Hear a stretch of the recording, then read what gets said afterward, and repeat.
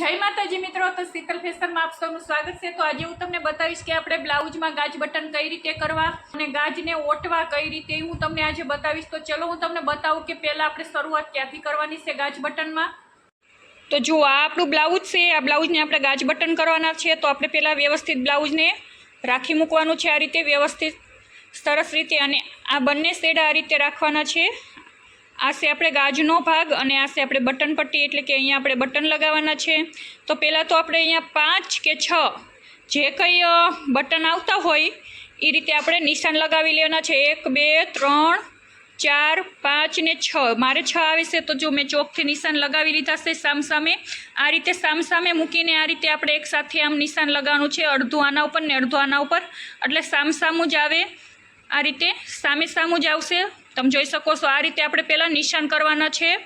બંનેમાં વારાફરતી આપણે નિશાન નથી લગાવવાના કે પહેલાં 5 આમાં લગાવી દીધા પછી 5 આમાં લગાવી દેવી, એવું નથી કરવાનું। આપણે આ રીતે સામે સરખું મૂકી દેવાનું છે। ગાજપટ્ટી અને બટનપટ્ટી બંને ભાગ આ રીતે અડધું અડધું। તો જો આ રીતે આમ ચોક હકવાનો છે આપણે, એટલે નિશાન બંનેમાં આવે। ઠીક છે। આ રીતે પહેલાં આપણે નિશાન લગાવી દેવાના છે। પછી આપણે શું કરીશું તો કે અહીંયા આપણે કટ લગાવવો પડે છે ગાજ ઓટવા માટે। જુઓ જ્યાં આપણે નિશાન કર્યું હોય અહીંયા વ્હાઇટ ચોક છે મારે, તો આમાં બહુ નિશાન નથી બતાતું, પણ આમાં જુઓ નિશાન બતાય છે। તો હું નિશાન આમાં હમણાં ફરીવાર કરી લઈશ, કેમ કે ચોકના નિશાન વ્હાઇટ છે એટલે જો દેખાતા નથી આમાં। તો માનો કે અહીંયા આપણું નિશાન છે તો આપણે 6 કટ લગાવવાના છે। તો જુઓ આપણે છે ને ગાજના નિશાન થઈ ગયા અને આપણે કટ પણ લગાવી દીધા 5 એ 5। તો હવે આપણે શું કરવાનું છે, સોય લેવાની છે। સોય આ રીતની નાની એવી લેવાની છે, જુઓ આ રીતની।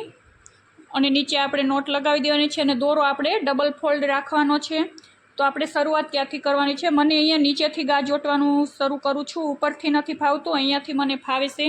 તો ગાજનો જે ગાજ આપણે કટ કર્યો છે આ જુઓ, તો એનો આ ભાગ છે ને જે ત્યાં આપણે સોયને નીચેથી ઉપર કાઢીશું પહેલાં આ રીતે, જુઓ। તો શું કરવાનું છે હવે, આ જે દોરાનો ભાગ છે એને આપણે અંગૂઠા નીચે આ રીતે દબવી દેવાનો છે। પછી આપણે સોયને આ રીતે કાઢવાની છે, જો નીચેથી નાખવાની છે અને ઉપર કાઢવાની છે આ રીતે। દોરો આપણો આ દોરાનો ભાગ છે એ આ રીતે જ રહેવો પડે અને સોયને આપણે વચ્ચેથી કાઢવાની છે, આંટી લેવાની છે। શું કરવાનું છે, આંટી લેવાની છે આપણે આ રીતે। હવે દોરાને આપણે આ રીતે ખેંચીને નીચે બેસાડી દેવાનું છે જ્યાં આંટી લીધી, અને વળી પાછો આપણે અંગૂઠા નીચે દોરો દબાવવાનો છે અને આ રીતે આપણે આંટી લઈશું। एकदम પડખે જ લેવાની છે આંટી, બહુ દૂર નથી લેવાની।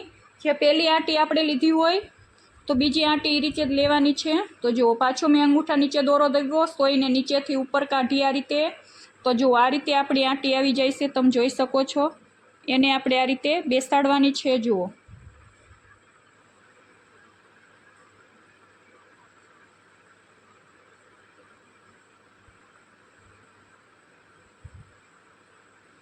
તો આ રીતે આપણે આખો ગાજ ઓટવાનો હોય છે। આને આપણે ગુજરાતીમાં કહીએ છીએ ગાજ ઓટવો।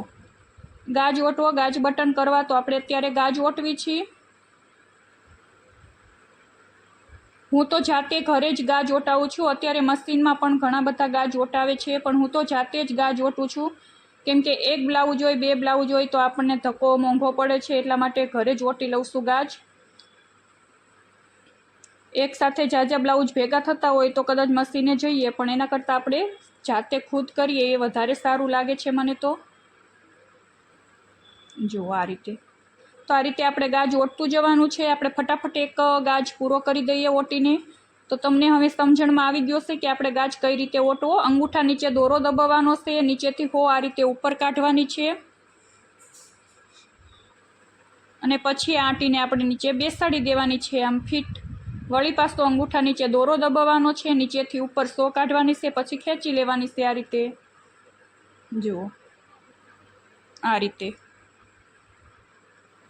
બીજો ગાજ પણ આપણો પૂરો થઈ ગયો છે। સોય નીચે કાઢી લઈશું અને જ્યાં બીજો કટ લગાવેલો છે અહીંયા આપણે ત્યાં સોયને નીચેથી કાઢવાની છે। તો અને બટનની પણ માહિતી આપી દઉં કે ઘણીવાર ફરિયાદ આવે છે કે બટન અમારે તૂટી જાય છે, નીકળી જાય છે, તો ગ્રાહકની ફરિયાદ હોય છે। તો એના માટે આપણે બટનને કઈ રીતે લગાવવું, જે આપણે ગાજ કરવી ત્યારે આપણે ડબલ ફોલ્ડ દોરો હોય છે અને બટન લગાવી ત્યારે આપણે ડબલ ફોલ્ડ દોરો નથી રાખવાનો, 4 વડો દોરો રાખવાનો છે. કેટલો?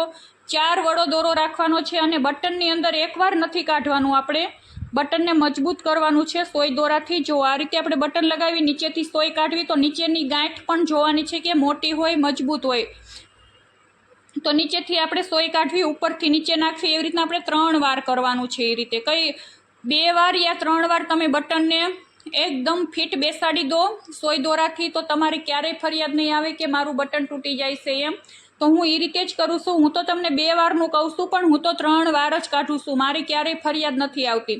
સોયને આપણે બસ એકવાર વધારે સોય દોરાને કાઢવાનું રહેશે બટનની અંદરથી. તો પ્લીઝ તમે પણ આ ટ્રીક અપનાવજો કે 4 વડો દોરો અને 3 કે 2 વાર તમે સોય દોરાને ઉપર નીચે કાઢી શકો છો. અને પછી જ્યારે અહીંયા બટન લગાવીને આપણે જ્યારે છેડે પહોંચવી ત્યારે ખાલી ગેઠ લગાવીને નથી મૂકી દેવાનું.